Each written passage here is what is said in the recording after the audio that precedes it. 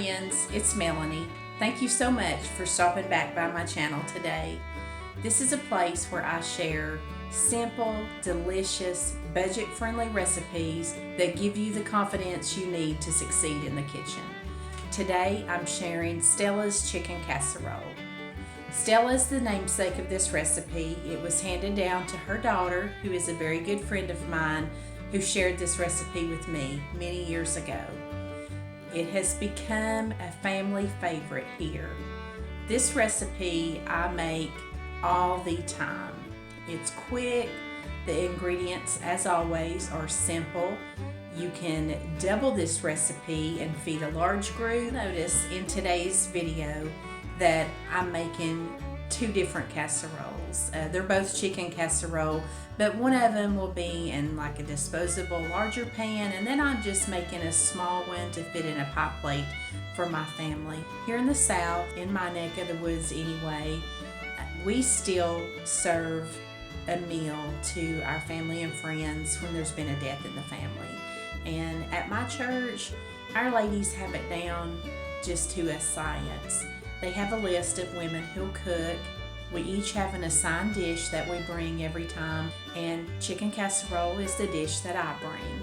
And I do work outside of the home part-time, and this is something that I always keep the ingredients on hand for, and a disposable dish that I can send it on so that they don't have to worry about washing dishes or getting anything back to me. But this is another recipe that I can prep the night before. So if I'm going to be working, I can do all the prep work, and I can take this to my mom or one of the other ladies in our church, and all they have to do is stick it in the oven and bake it when it's time to serve. This recipe has truly ministered to lots of families, and I hope that you will realize what an honor it is to serve people with your food. It brings such a comfort. Of course, I'll leave you the recipe for Stella's chicken casserole down in the description box. I hope that you'll definitely give this a try, whether you're making it just for your family, you're making it to share. So if you try Stella's chicken casserole, leave me a comment down below and let me know. Also, if you like this and you like the recipes that I've been sharing, give me a thumbs up, subscribe to my channel, and share this with a friend. Let's get right into Stella's chicken casserole. The ingredients are chicken breast. I used some frozen chicken breast right in the crock pot. I used about 5 of those. If you're really in a pinch, you can just use the canned chicken breast. I use about half a cup of mayonnaise, 1 can of cream of chicken soup, salt and pepper, and about a third a cup of milk. I use about a cup of shredded cheese and some Pepperidge Farm herb seasoning. Now I cooked my chicken from frozen in the crock pot. I just used onion powder, garlic powder, and about half a stick of butter. And when that cooked down, it made a good broth that I could use over top of my casserole.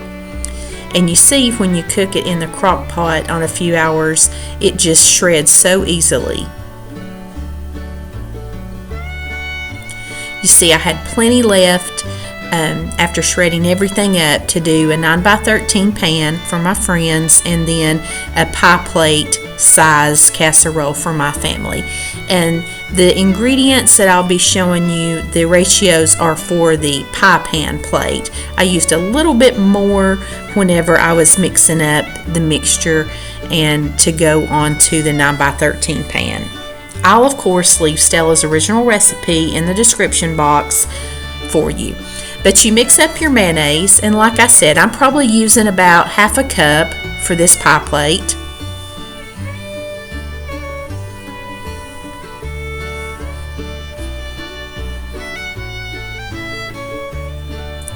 Going to use that can of cream of chicken soup.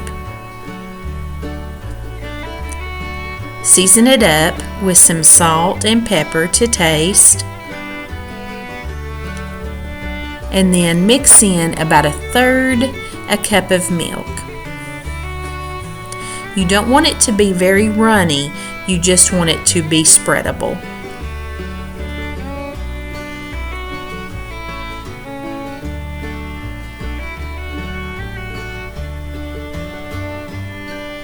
Then you're just going to put your chicken into the greased pan, spread this creamy mixture of mayonnaise, soup, and milk all across the top of the chicken.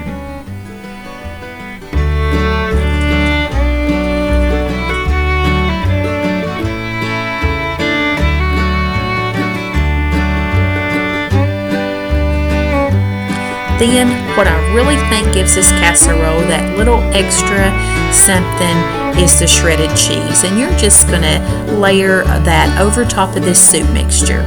Gives it a little bit of tanginess, a little bit of gooiness, and just the best texture.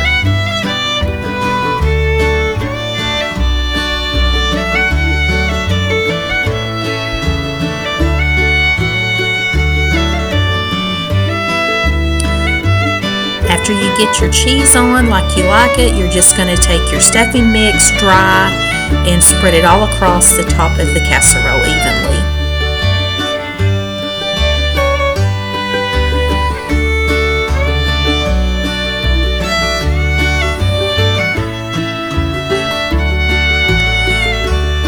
Then the final step is to take your chicken broth and pour over top of your stuffing.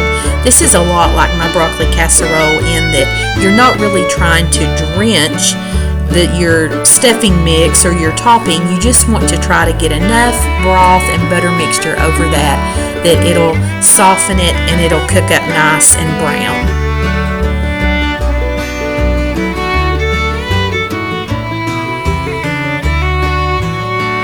I cover it with aluminum foil and put it in a 375-degree oven for about 30 minutes. Then I'll uncover and cook it an additional 10 to 15 minutes to let it brown up. And here's the casserole that I made for church, and I just wanted to tell you, be sure and put a pan under those Dollar Tree aluminum pans that you're cooking with whenever you're taking these to travel. And I cook it and store it both on that. We just had some instant mashed potatoes, a little bit of leftover macaroni and cheese, and some green beans and carrots to round out our meal tonight. I hope you enjoy this video.